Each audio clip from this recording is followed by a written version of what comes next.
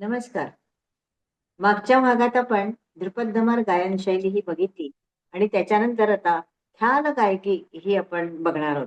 आता ख्याल ह्याचा अर्थ काय हे आपण बघितला की ख्याल म्हणजे विचार. हा फारसी शब्द आहे आणि त्याचा अर्थ विचार असा होतो.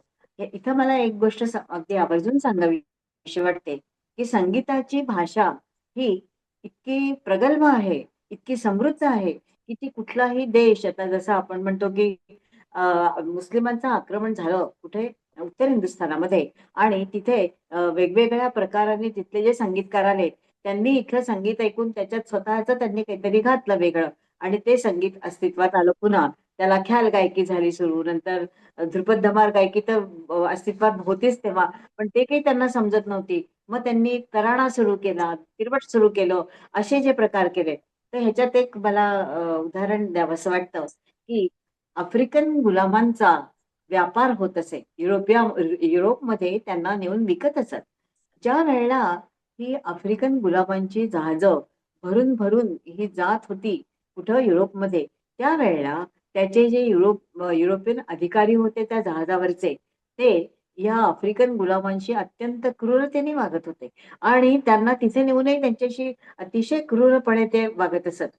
पण ते गुलाम मात्र आता आपल्याला जो काही सहन करायचंय क्रूरपणा तो तर आहेच, पण त्याच्यातूनही त्यांचा आनंद काय होता, तर त्यांचं संगीत होतं आणि ते संगीत त्यांचं रिदमिक होतं. अत्यंत तालबद्ध होतं आणि अतिशय लयदार असं होतं.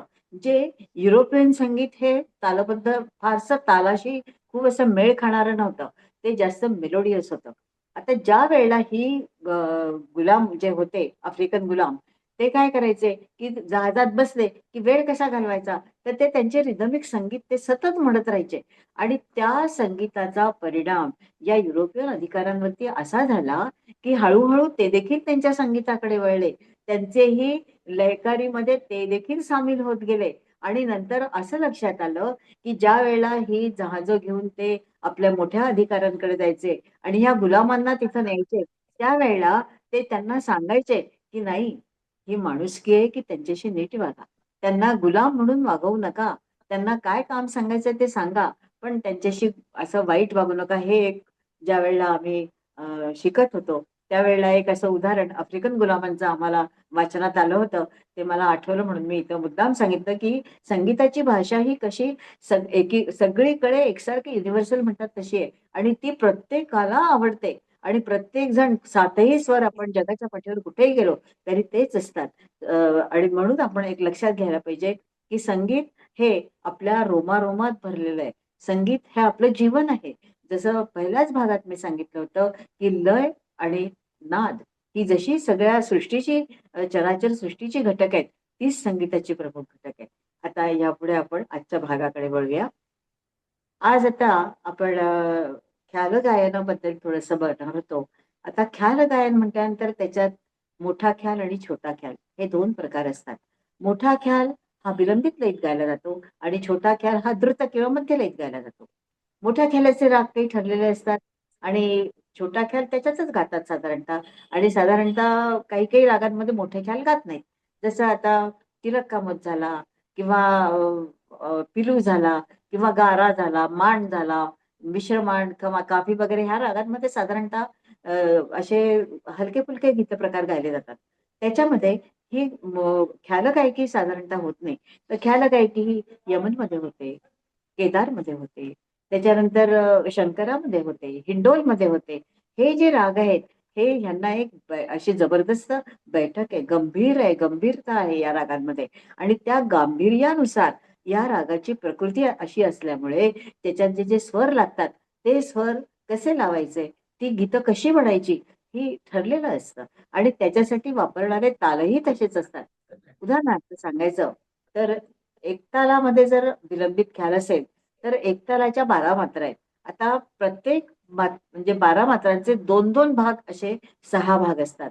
त्या 6 भागामध्ये धिन, धिन, धागे, तिलकिट असं 4 भाग म्हणजे 2 भागाच्या 4 मात्रा झाल्या. आता धिन म्हटल्यानंतर मोठ्या ख्यालात काय करतील? धिन 1, 2, 3, 4 मग दुसरं धिन.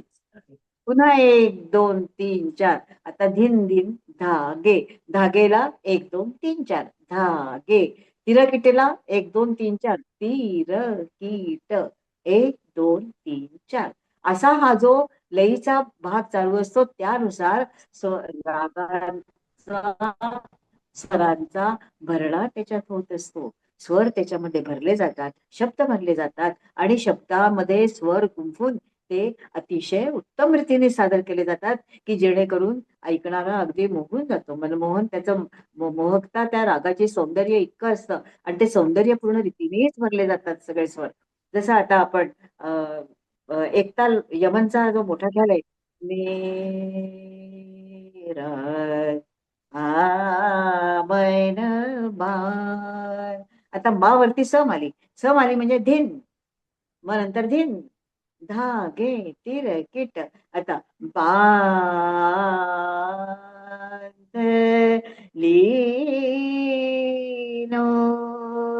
मेरा हा मैन बार.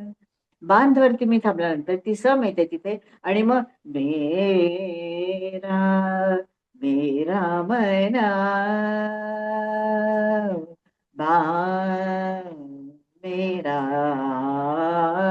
हे जे तिथे 1 2 3 4 1 2 3 4 हे माझ्या मनात सतत चालू आहे, की मी ते धीत म्हटल्यानंतर 1 2 3 4 झाल्यावरती मी तिथे किती स्वर घ्यायचे आहेत, दुसरी मात्रा येईपर्यंत मी किती म्हणायचंय, हे त्या गायकाला ठरलेलं असतं.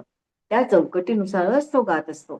म्हणून मोठा ख्याल हा अतिशय शास्त्रशुद्ध पद्धतीने रागाचं स्वरूप त्याच्यात दाखवून शब्द आणि राग हे एकत्र गुंफून स्वर तो गायला जातो.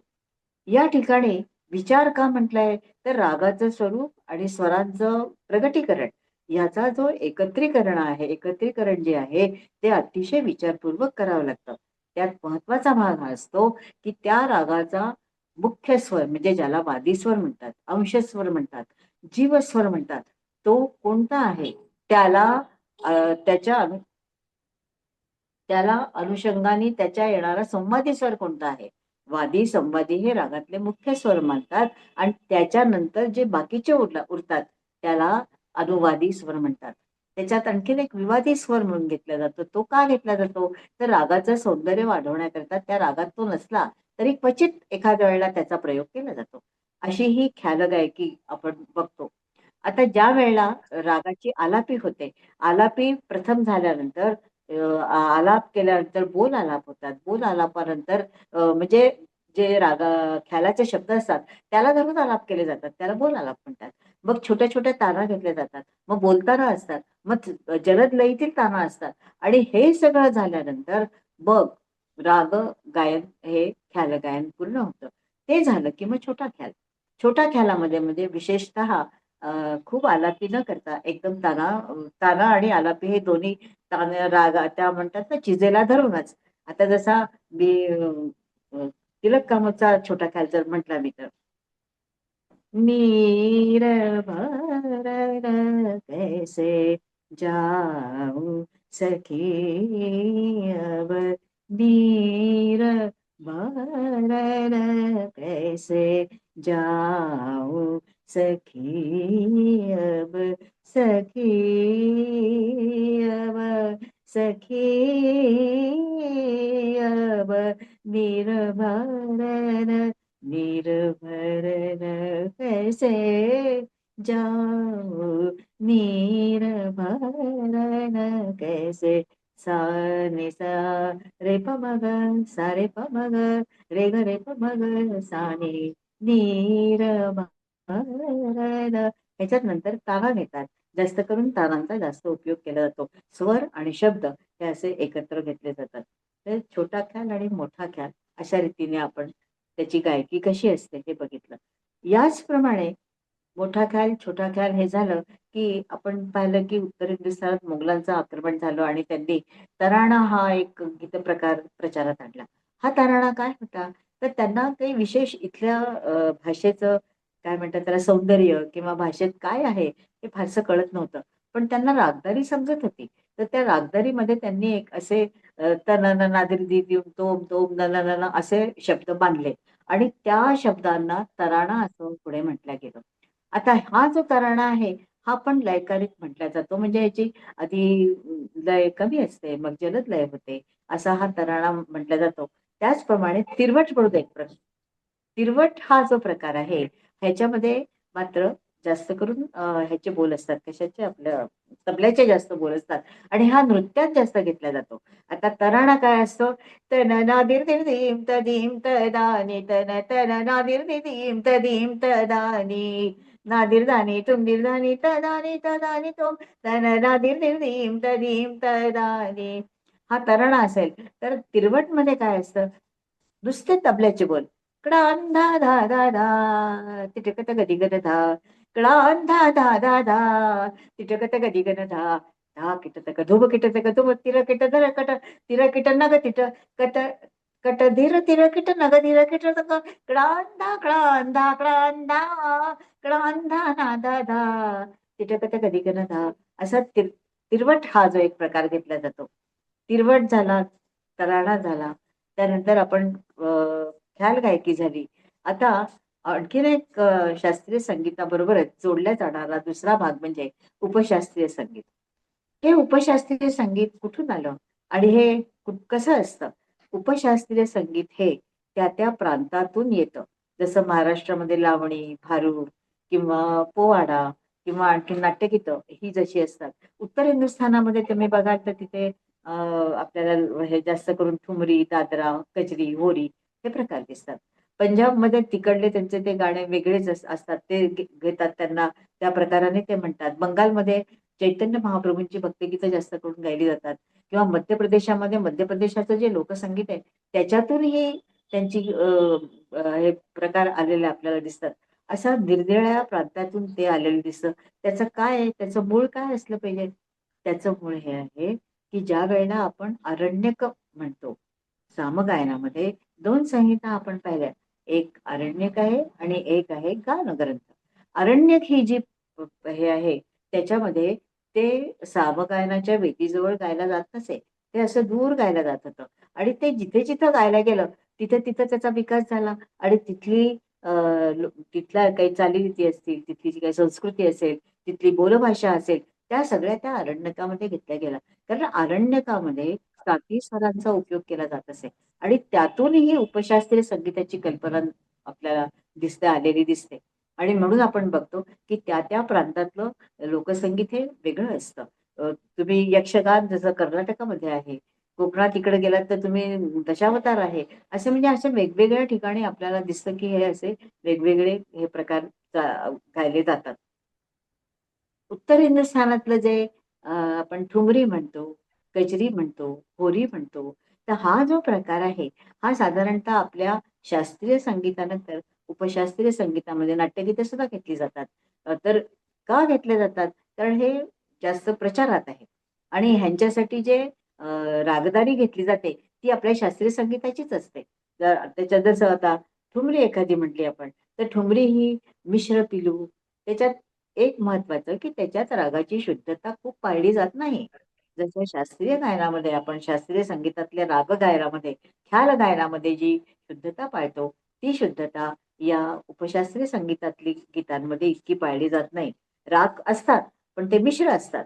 मिश्र पिलू असेल, मिश्र काफी असेल, मिश्र खमाज असेल, असं आपण लक्षात येतं की हे त्याच्यामध्ये वापरलेलं दिसतात. आता जसं आपण मिश्र पिलू जर घेतला तर बरसन लागी बरसन लागी सावन बुंदिया बरसन लागी सावन बुंदिया आए ना सजनवा मोरे अंगना बरसन लागे सावन बुंदिया. यात ताल देखील केरवा, दादरा किंवा अध्धा, दीपचंदी असे घेतले जातात. तर या आता ह्याच्यामध्ये नजाकत असते, लढिवाळपणा असतो, विरह आहे, शृंगार आहे. हे सगळं या ठुमरीमध्ये येतं. या सगळ्याच गीत प्रकारांमध्ये जास्त करून आपल्याला विरह, शृंगार हे दिसतं. आता जसं ह्याच्यात आपण पाहिलं ती म्हणजे तिचा जो प्रियकर आहे तो आला नाही म्हणून ती विरहाने गाते की सावना आला पण माझा पती अजून आलेला नाहीये. आता दुसरं आपण जो होरी म्हटली तर त्याच राधाकृष्णाची होरी आपण पाहिली की त्याच्यामध्ये जसं मगाशी मी म्हटली, आज खेळो श्याम संग होरी. आता ह्याच्यामध्ये श्यामसंग आणि जास्त करून कृष्णाच्या लीलांचंच वर्णन खूप आहे आणि कृष्ण आणि राधा यांचा जास्त ह्याच्यामध्ये केलेला दिसतो आपल्याला शब्दांमधून याचाच उल्लेख जास्त असतो. त्याच्यानंतर झुला गीतं असतात. ही झुला गीतं काय असतात? तर श्रावणामध्ये साधारणतः काय असतं, की लग्न झालेली जी मुलगी असते, ती श्रावणामध्ये आपल्या माहेरी येते आणि सावन के झुले पडे असं जे म्हणतात, तर जी मोठे-मोठे झाडं असतात, त्या झाडांना झुले बांधले असतात आणि त्याच्यात त्या गोपिका म्हणजे हे आहे ब्रजाचंच वर्णन आहे. ब ब ब्रज काळातलंच वर्णन आहे. श्रीकृष्णाच्या ह्याच्यातलंच वर्णन म्हणजे त्याच्यात दिलेलं असतं. तर त्या गोपिका काय म्हणतात, की झुला झुले नंदलाल आणि तो कसा झुलतो, झमकी झुकी आई बदरिया कारी, झमकी झुकी आई बदरिया कारी, झूला झूले नंद किशोर. हा झुला झुलतो नंदकिशोर हा वेगळा आहे. हा म्हणजे त्या गोपिकांसह तो म्हणजे झुला झुलतो आहे किंवा झोके घेतोय आणि जो पाळण्यामधून जो पलना ज्याला म्हणतो आपण पाळणा, तो कसा असतो? पाळ झूला झूले नंद किशोर, रेशम डोरी चंदन पलना, रेशम डोरी चंदन पलना, काजल टीका भार, झूला झूले नंदलाल, झूला झूले नंदलाल. असा हा 2 झुल्यांमधला हा याच्यात वर्णन हे असं वेगवेगळं असतं. झुला आहे, नंतर कजरी आहे. कजरी म्हणजे काय? तर श्रावणामध्ये ज्यावेळेला काळे-काळे आकाशात ढग निर्माण होतात आणि त्यावेळेला विरहाने व्याकुळ झालेली एखादी अ, स्त्री ही आपल्या पतीच्या येण्याची वाट बघत असते. तर झमकी झुकी आई बदरिया कारे, झमकी झुकी आई असं ती म्हणत असते, की इकडे-तिकडे काळे बदल आहे, पण माझा अजून प्रियकर आलेला नाहीये. अशी ती कजरी असते. चैती काय असते? चैती ही चैत्र मासामध्ये गायली जाणारी चैती. त्याच्यामध्ये वसंत ऋतू आलेला आहे. सगळीकडे हिरवं गार झालेलं आहे. आनंद पसरलेला आहे, आल्हाद आहे. पण तरी देखील पती न आल्यामुळे ही मात्र विरहाने व्याकुळ झालेली आहे. अशी ही चैती असते. अशा रीतीने चैती, कजरी, होरी हे सगळे उपशास्त्रीय संगीतातले प्रकार आहेत आणि शास्त्रीय गायनानंतर आपल्या इथे हे गाण्याची प्रघात आहे हा आणि बरेच हे गात असतात. त्यानंतर आपण पाहिलं की नाट्यगीतं आहेत. महाराष्ट्रातले नाट्यगीतं आहेत. लावणी आहे, पोवाडा आहे, भारुड आहे. एकनाथ महाराजांची भारुडं कितीतरी प्रसिद्ध आहेत आणि त्या सगळ्या गीत प्रकारांचा जर आपण मागोवा घेतला, तर लक्षात येतं की त्याचं मूळ हे आपल्याला लोकसंगीतच सापडतं आणि हे लोकसंगीत कुठे निर्माण झालं होतं? तर आपण जे पाहिलं की सामसंगीताबरोबरच आरण्यकं जी होती, त्याच्यात आपल्याला ह्याचं मूळ सापडतं. अशा रीतीने शास्त्रीय संगीत आणि उपशास्त्रीय संगीत ह्याचा आपण जे एक चर्चा केली किंवा जो उहापोह इथं आपण विवेचन केलं, त्यातनं आपल्याला हे लक्षात आलं असेल की या दोन्हीचं मूळ कसं सामसंगीतातच आहे. नमस्कार.